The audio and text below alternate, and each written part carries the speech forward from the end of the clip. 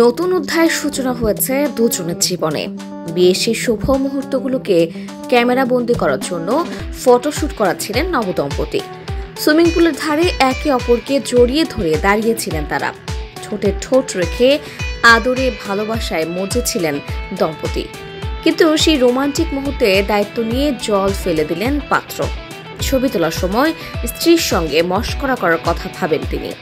Swimming পুলের ধারে দাঁড়িয়ে চুমু খাওয়ার সময় স্ত্রীকে জলে ফেলে দেন তরুণ। তারপর জোরে জোরে হাসতে শুরু করে দেন। তরুণীর তখন নাকানি চোবানি অবস্থা। বিয়ের সাদা গাউন ভিজে ঢোল। জলে পড়ে গিয়ে কি করবেন তা ঠাহর করে উঠতে পারছিলেন না তিনি। চোখে মুখে হতভম্ব ভাব ফুটে ওঠে তরুণীর।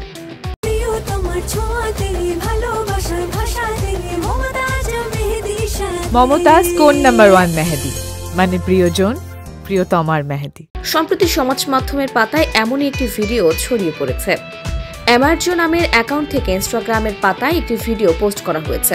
সেই ভিডিওয়ে দেখা গিয়েছে যে বিয়ের পর ফটোশুট করতে ব্যস্ত এক নবদম্পতি।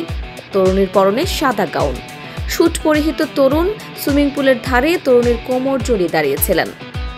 তরুণীর হাতের উপর ভর দিয়ে সুইমিং পুলের দিকে ঝুঁকছিলেন তরুণী। ঠোঁটে ঠোঁট রেখে চুমু খাওয়ার দৃশ্য ক্যামেরাবন্দি করছিলেন তারা। তখনই স্ত্রীর সঙ্গে মজা করার কথা ভাবেন তরুণ। তরুণীর কোমর থেকে হঠাৎ করে হাত সরিয়ে নেন তিনি।